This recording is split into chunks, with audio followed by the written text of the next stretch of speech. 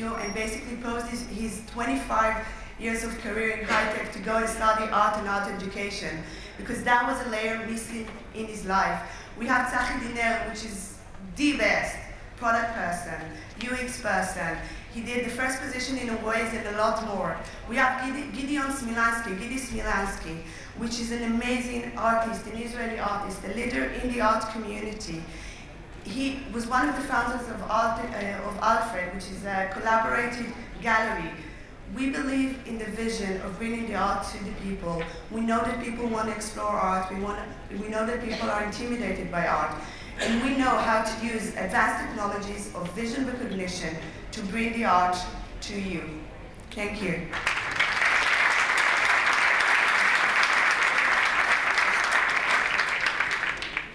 Our second finalist is Aspectiva. Please welcome Ezra Daya.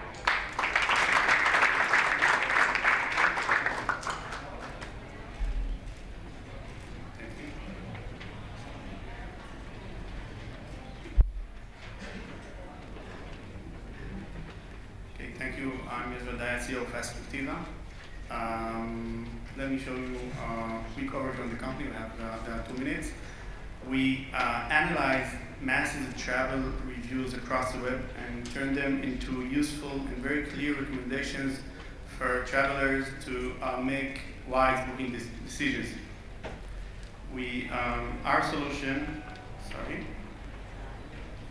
solution is based on a very unique and advanced natural language processing and text analytics technologies, and it simply works for any type of travel products, including hotels, attractions, destinations, cruise lines, and many more. So let's see the solution at a glance. So what you see here is reviews analyzed for Waldorf Astoria, New York, about 4,000 reviews. And you can see that people are very happy with the room, the location, the stuff, the service, and many, many more. But they have some complaints about the room service, the bar, the shower, the drinks. We analyze and extract these topics automatically without any prior definition. And the user can actually check anything and get exact information. So if we go inside and drill down to, for example, food aspect of this hotel, we can see that there are 50 mentions, 8 of them negative, the rest are positive, which yield a score of 84%. And users can see what people, the crowd, think about the hotel for this aspect, for example, and read exact citations.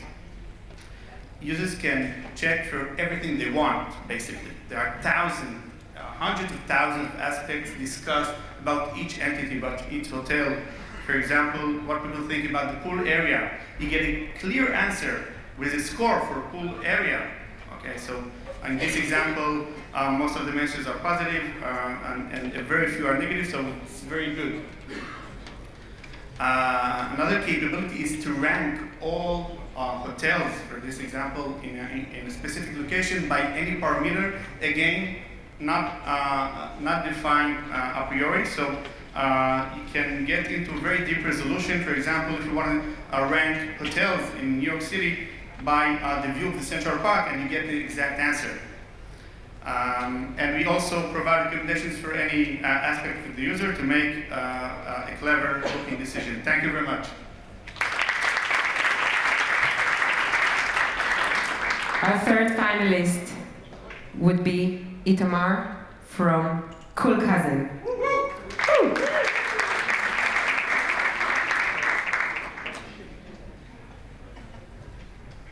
Hi, I'm Itamar. I'm a co-founder of Cool Cousin.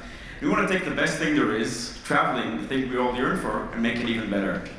Now, the internet is heavily packed with information, but finding great, trustworthy recommendation is still a challenging task.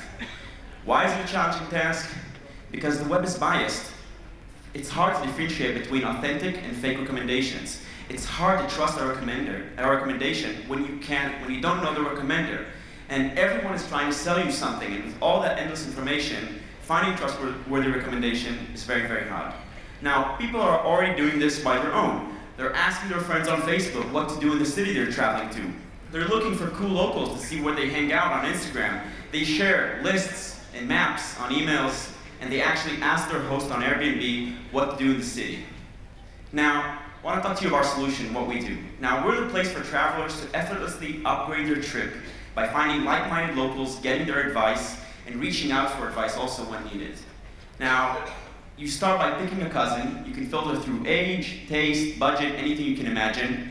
And by click of a button, you can enjoy their guidance. You see all the recommendations to the city. You can see whether it's a bar, a cafe, a restaurant, a hidden bench, a park, anything at all, even local secrets that only locals have. Now, after that, you can also get their advice. You can ask them questions. It could be, what area should I get my apartment in of Airbnb? Or what's the best way to get from the airport to my apartment? Or what's a bar that I can go to at night that's open until very, very late? Or what's the best party on a Thursday night? So that's Cool Cousin. We're a team of 5 working from Tel Aviv. We can answer any of your questions, and hopefully soon you'll have a cousin anywhere in the world. Thank you. So, Liora, what did you think of this startup?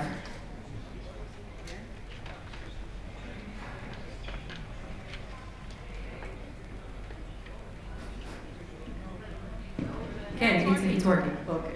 So I must say that Cool Cousin is a very impressive application because the ability to relate to a specific type of person, cool type of person, and the ability to see not just a type of person, but a real person that is standing in front of you. And that's really let you take his recommendation into account, and I can see myself using your application whenever I'm abroad. So I was really very impressed with the application. It has very good visualization. Good luck. Thank you. In fact, what did you think? Thank you. A few years ago, I was traveling in Europe, and I met an old backpacker who told me that at a certain point you get to the ABC of traveling, and pardon my language, it's another bloody city, another bloody church, another bloody castle. It all looks the same. And I really think that Cool Cousin solves this problem and help people wherever they want to go get to the really cool things, the local secrets, and really experience the location the best way they can. Thank you. Itai, what did you think about Aspectiva that we saw a minute ago? I think that Aspectiva can bring a huge added value to the travel agents, which we actually, Amadeus, serves.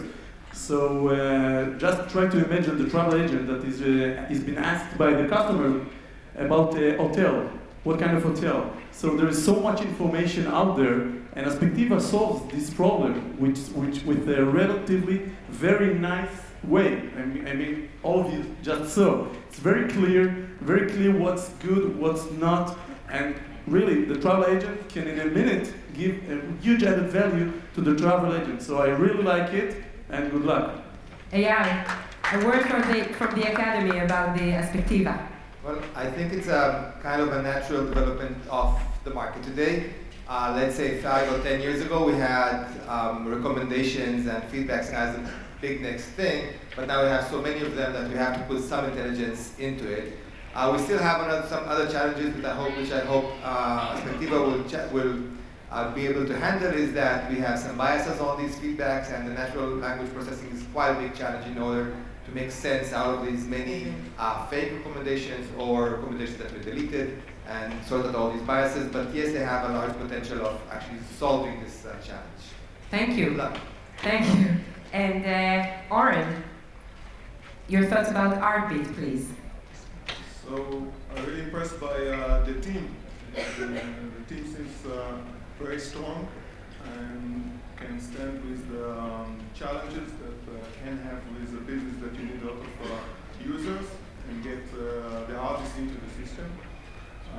So again, while I do understand the educational part and the culture part, I believe the team would have the ability to deal with the challenge of getting this business from idea into cash.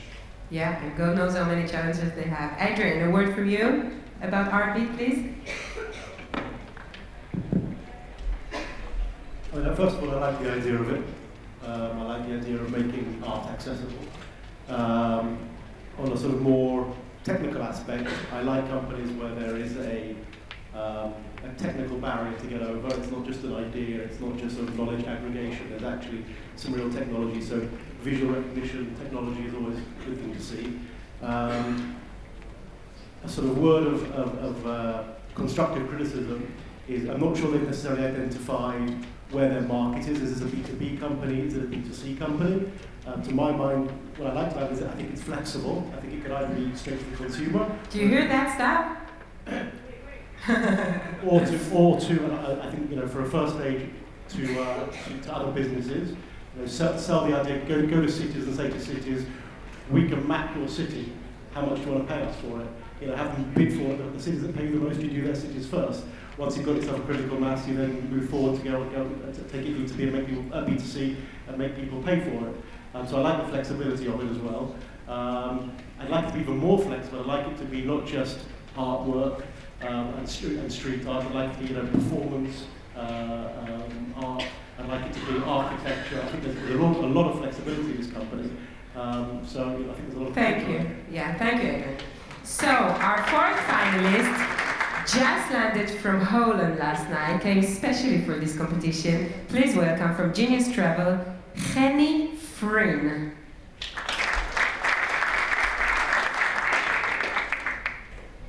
Okay, thank you very much for having me here. I'm from Genius Travel. Genius Travel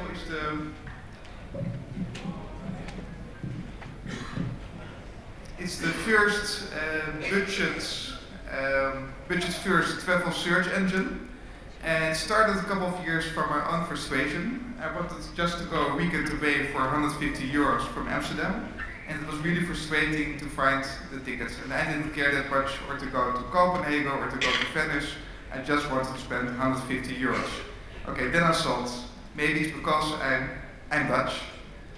I'm half Dutch, and Dutch are known that they are cheap bastards. Let's say, for an example, if a Dutch person is going to France on a camping and he's drinking tea, he's hanging the tea bag in the tree to use it again, because that saves like 10 cents.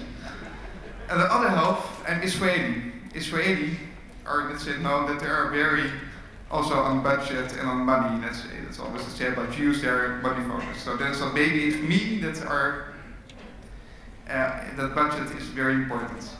But then I figured out it was a big Google investigation, and that said that 85% of the people says budget is very important when I'm going to travel. It's even the most important. So then I thought, why isn't any travel portal starting with budget? So that was really very, very strange. Then I thought, okay, if nobody does it, I will start a company. So then I started Genius Travel.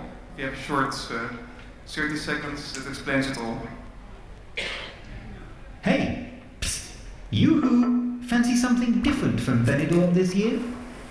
At geniustravel.com, you can determine a budget, enter your departure location, and be inspired with all kinds of destinations you never thought of before. Like snorkeling in Croatia, for example, or sand surfing in Morocco. GeniusTravel.com, inspired by your budget.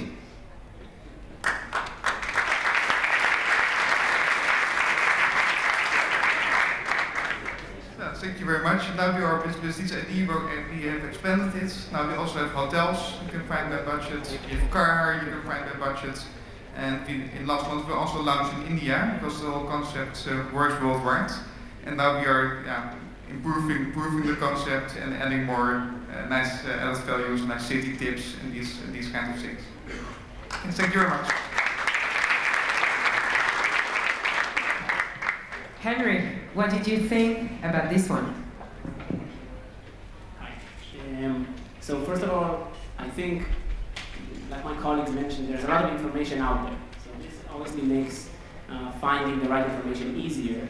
So they kind of, as far as I could understand, aggregate a lot of really strong meta search engines and help you do it on a budget, which is a good niche to start in. I think their main challenge, because this is a kind of crowded market now, and there's a lot of different solutions. try and tackle this kind of, let's say, travel. I think what they need to do is to take it to the next level and think how they can connect the different data from different sources in a meaningful way that will create benefits for travelers, not just finding things on a budget, but actually finding the entire planning and really, benefiting the traveler in a meaningful way, more than just finding the flight or hotel. And I think they're broad enough to be able to do that. Yeah, it looks like it. Zohar, a penny for your thoughts. Yeah, when I voted for this application, I saw in the application, the question was, what is your target audience? So target is the yellow group. Do you know what is a yellow group? What? You only live once group, so it's the age between the age 20 to 50. So I think it's a great opportunity. I think it's a great opportunity to visit places that you never dreamt that you will be there. And it's a great opportunity for all of these people to use this application. Thanks. Thank you, Zohar. And our final finalist is Shai Ronen from Nav In. Shai, come on.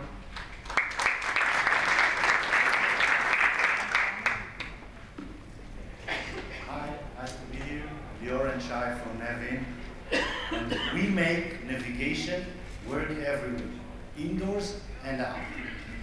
Today you're either lost indoors looking at paper maps, or the venue has to install very expensive hardware and do calibration for deploying indoor solution. Navin's solution works like magic.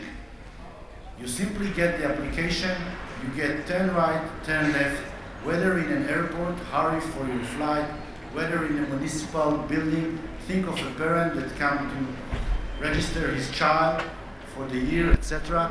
So you get the visual navigation, the voice navigation, etc. Very easy, very simple.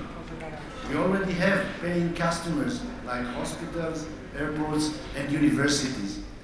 So just like Waze changed driving and Move It changed public transportation, Navin is here to change indoor navigation forever. The indoor location market is a huge opportunity for information, application, and services. It's estimated at over $4 billion in 2 years. And people spend most of their time and most of their money indoors. Still, there is no GPS and no location. It requires a lot of manual deployment work. So it's not scalable. Over the last decade, huge companies spent $1 billion with less than 1% done. The key challenges are, 1, no GPS indoors, and 2, it requires manual work. Navin invented a protected, patented technology that is called P2P crowd mapping. It has a dramatically different approach with no hardware and no installation. Our self-deploying indoor GPS works seamlessly indoors and out and guides you turn by turn, door to door, to where you need. So we're harnessing the crowd power with their mobile phones to create the first ever scalable solution. So to summarize, we map the world indoor site through crowd effort. It's a groundwork for future tourism when you think of it, or for municipal, or for smart city, safe city, etc. It's a huge opportunity with deep protected technology, with viral go-to-market, because we are much more efficient than competing solutions. Thank you very much.